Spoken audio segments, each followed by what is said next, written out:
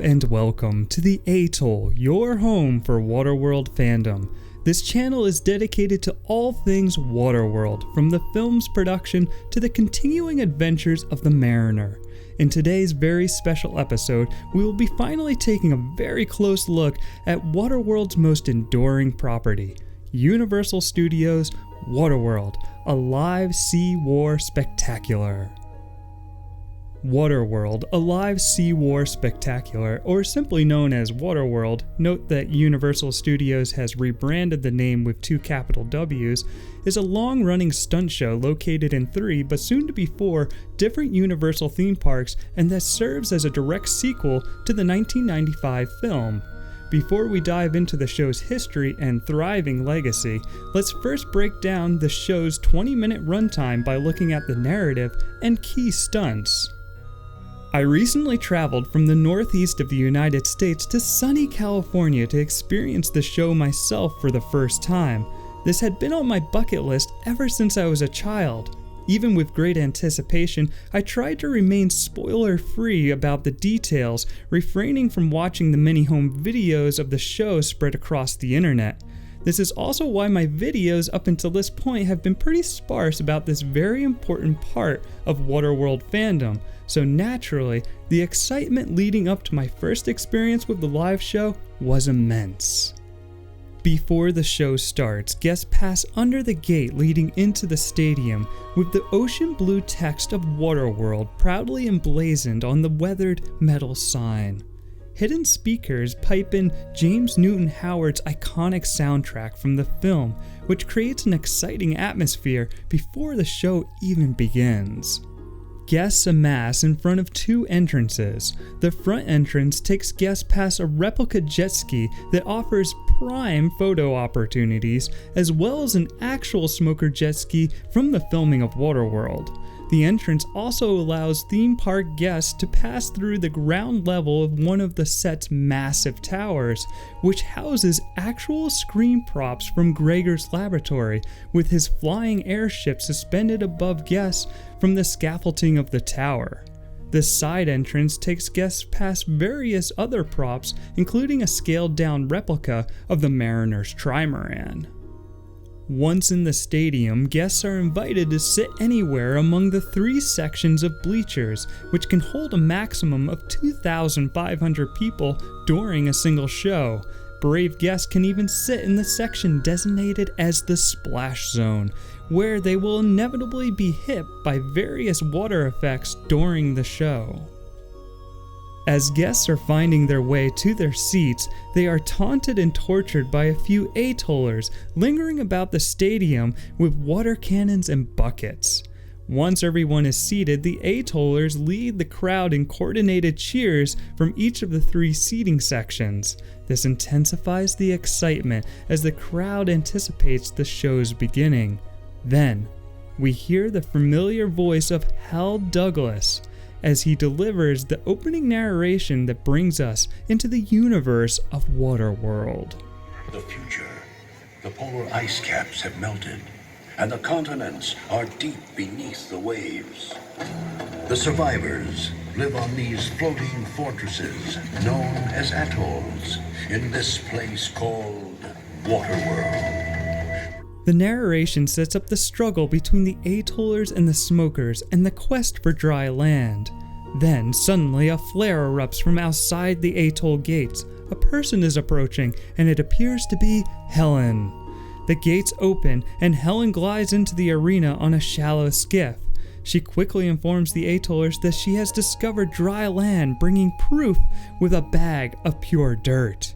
She also alerts the atollers that the smokers have followed her to the floating city and that an attack is imminent.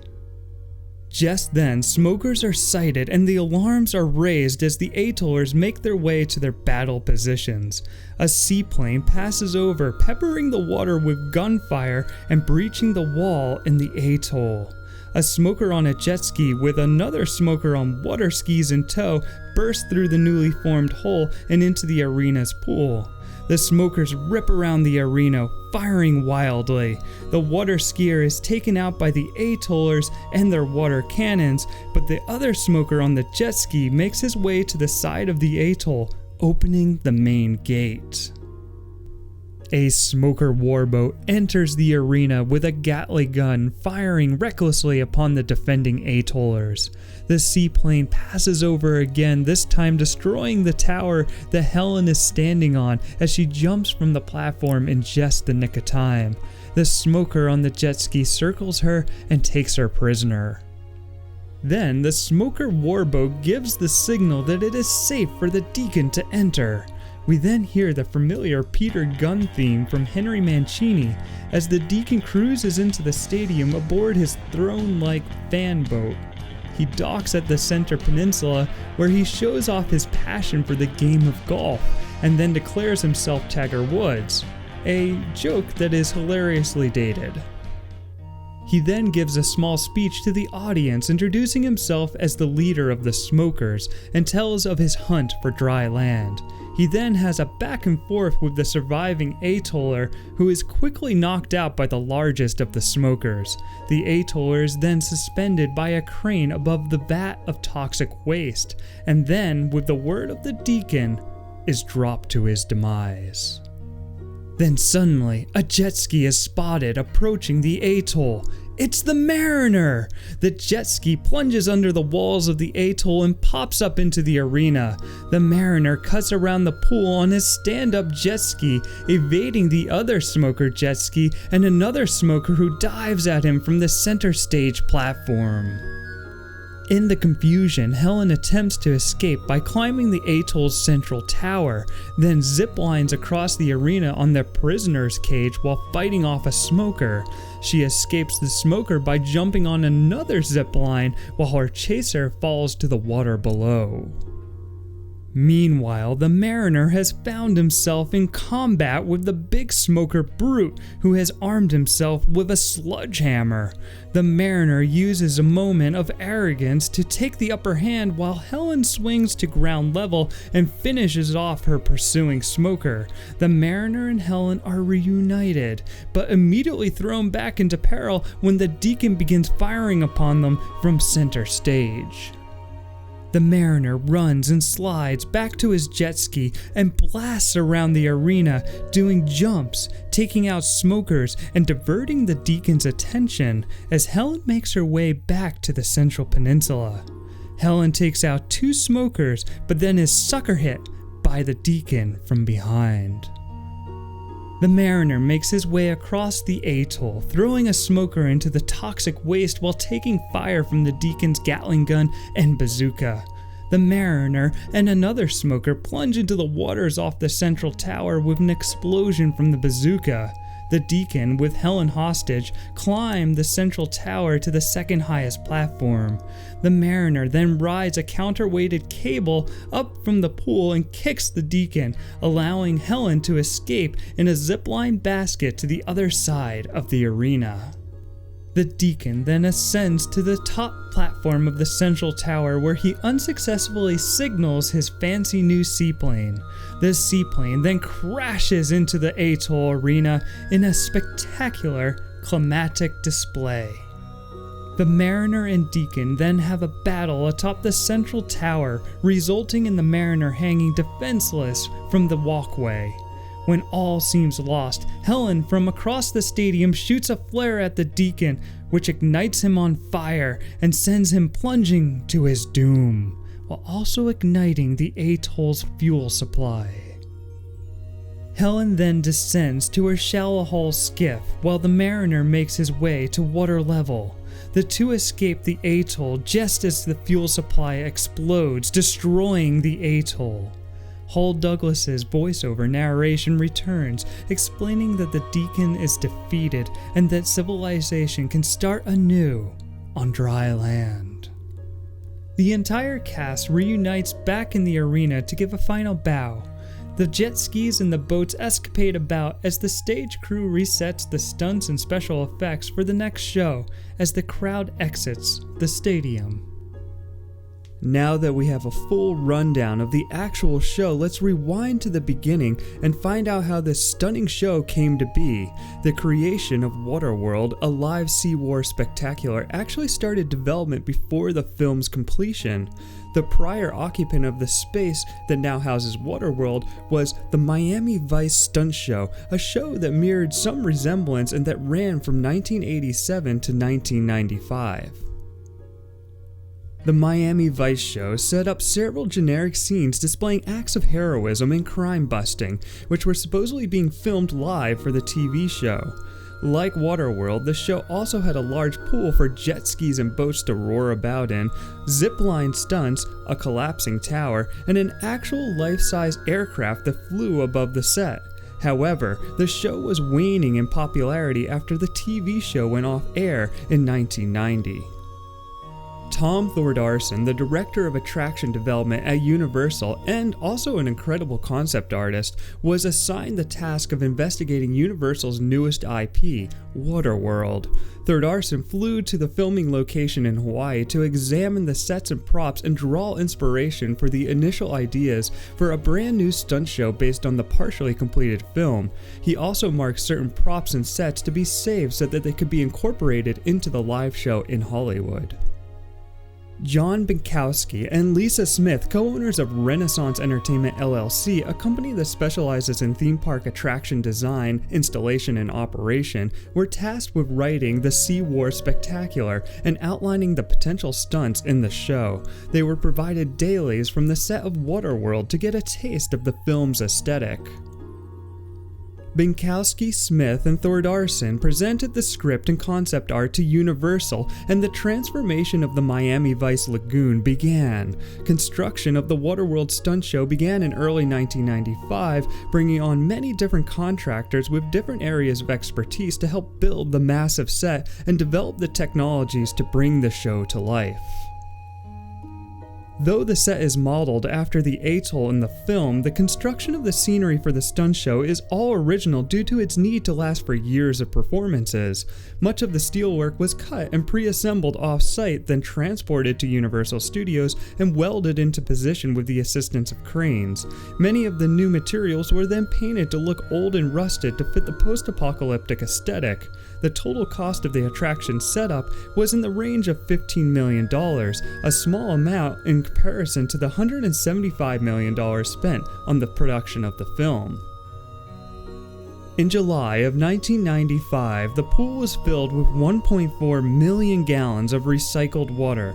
The cast and crew then went through 3 months of intense rehearsals working out all the details of the various stunts and special effects. Originally, the show was scheduled to open on July 28, 1995, the same day of the film's premiere, but due to the complexity of the maritime choreography, the show did not officially open until October of 1995. The show was an instant hit upon its opening, with guest satisfaction ratings blowing every other attraction out of the water. The following year, Waterworld, a live Sea War spectacular, won the Theo Award from the Themed Entertainment Association, and as of the recording of this video, the show continues to do up to 15 shows daily, year-round for the past quarter century, a truly amazing accomplishment for an attraction that was initially only meant to be in operation for around 10 years. In 2001, the video game was featured in a quote minigame in the video game Universal Studios Theme Park Adventure, released for the Nintendo GameCube. For more information on this, check out my video on the complete history of all the many Waterworld video games. In the winter of 2006, the show closed for several months of refurbishments, including a repainting and remodeling of the set. In 2007, the show's control system refitted and updated the aging Amiga computer systems with Showman and Soundman servers. Many other small additions have been introduced to the stunt show over the years, like the catapulting smokers through the breach in the wall rather than through the open gate, and numerous updates to the scripts and fight sequences. The show expanded to other Universal theme parks as well, with the stunt show opening at Universal Studios Japan in March of 2001 and at Universal Studios Singapore in March of 2010. These iterations of the show are extremely close to the current version in Hollywood, with small tweaks to the set like the high dive being more oriented towards the center of the arena, and that the Japanese show is obviously in the Japanese language with culturally relevant jokes and references. In fact, the company responsible for the creation and execution of the Japanese and Singapore shows known as Action Horizons in 2014 took over operations at Universal Studios Hollywood. Action Horizons, a company formed and ran by professional stunt people, replaced some of the existing crew members with a new team. They also tweaked the show to be more akin to its Japanese and Singapore counterparts. Dubbed Waterworld 2.0, they moved the seaplane effect into the third act of the show, reevaluated the existing dialogue, added several new high dive stunts, and the addition of Sage, the new leader of the Atoll and the third mic'd character along with Helen and the Deacon. Over the years, Waterworld has also seen several Halloween makeovers during Universal Studios' Halloween Horror Nights. These special showings offer a more mature take on Waterworld with blood effects and some more risque content. In 2017, Waterworld won its second Thea Award, this time the Thea Classic Award, given to long-running and historical theme park attractions, proving Waterworld's genuine, lasting appeal. Let's now take a deeper dive into the behind the scenes of the current show and how the individual stunts and effects work. At the top, the show contains an amazing 63 pyrotechnics in every show. This includes bullet hits, fires and flares, and weapons like the Gatling gun on the Deacon's warboat, which uses acetylene gas for its muzzle flashes. The pyrotechnics give the show an incredibly visceral feel, as the crowd can feel the heat from the flames and smell the smoke and the gas that fill their arena.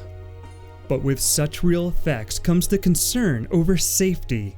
Many systems are in place to ensure that the pyrotechnics are safely deployed, including wind sensors that prevent certain effects from happening if the wind speeds are too high, and the electric eye sensors that trigger explosions only after the Mariner has safely passed a certain point. The pyrotechnics are deployed by technicians in the control booth, located behind the central seating area and overlooking the entire arena. The control booth contains all the buttons and switches that trigger the effects down in the arena, along with several monitors that allow the technicians to see the action behind stage and underwater. An audio technician also works from the control booth, working a soundboard to time out the sound effects like punches, gunfire, explosion, and various musical cues. Apart from the pyrotechnics and audio effects, the show consists of over 50 different stunts performed by the cast. Let's now review some of the highlights and behind the scenes of how these stunts are pulled off. Helen has a total of 3 zipline stunts and a fantastic jump from a collapsing tower. The collapsing tower effect can only initiate after Helen has leapt due to a safety mechanism where a pin is pulled when Helen vaults off the platform. The Mariner's entrance on the jet ski that plunges under the atoll wall is actually initiated from a metal slide backstage, which shoots the Mariner and the jet ski 8 feet underwater, popping him up into the main arena. The effect is emphasized with air cannons producing a watery explosion upon the Mariner's arrival. Later in the show, the Mariner performs a stunning counterweight ride up the main tower from an underwater hiding spot.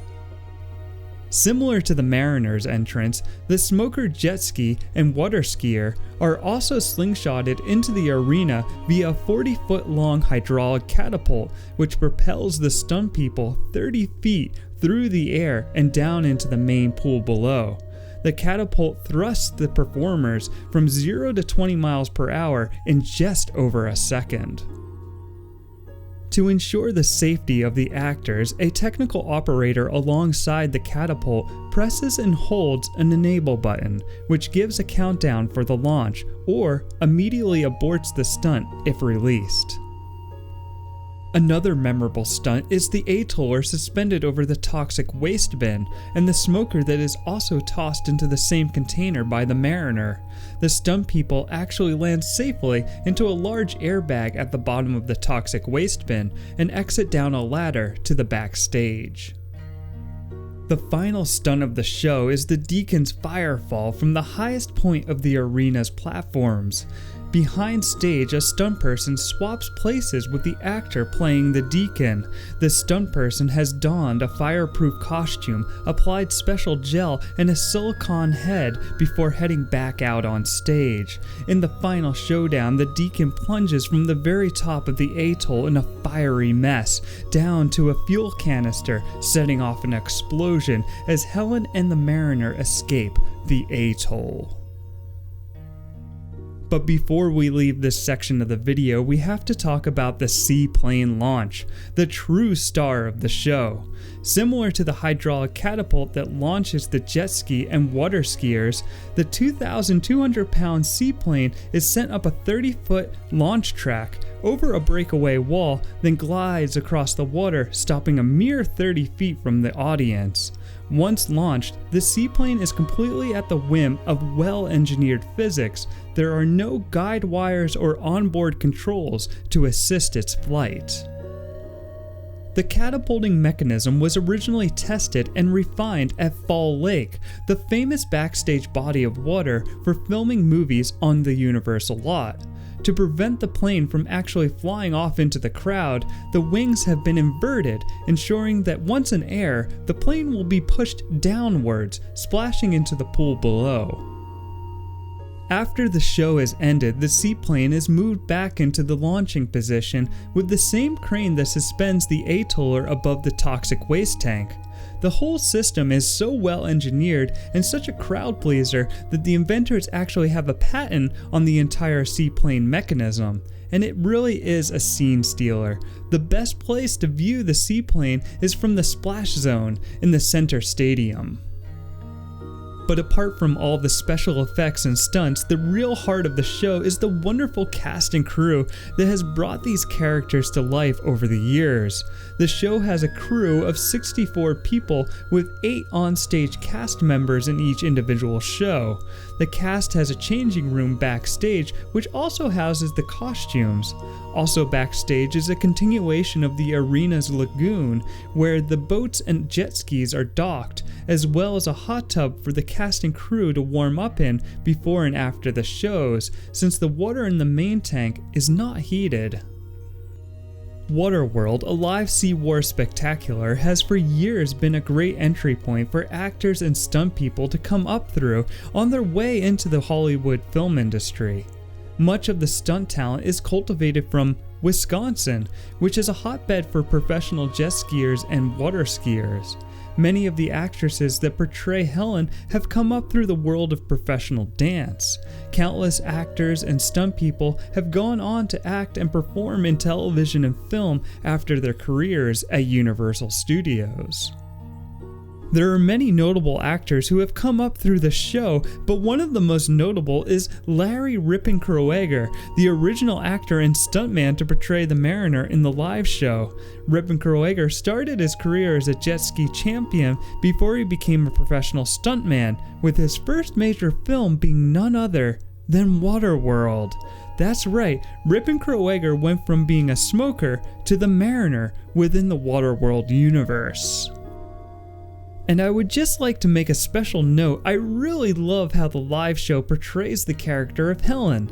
In the film, Helen is often damseled, given little agency, and many of her scenes are very problematic, even by 1995 standards. In the live show, Helen has a much more active and heroic role, fighting off smokers, climbing and zipping around the atoll, and she even defeats the Deacon and saves the Mariner with the blast of a flare gun. All in all, the Helen of the live show is far more capable and heroic a character than her cinematic counterpart. But what I love most about the cast of Waterworld is just how much fun they seem to be having at their job. As guests are exiting the arena, the jet skis continue to rip around the pool just for the heck of it. After the show, the cast hangs around the exit gate, giving park guests an opportunity to meet them and get a photo. Park guests with a VIP pass will also be invited for a behind-the-scenes Q&A after certain performances throughout the day.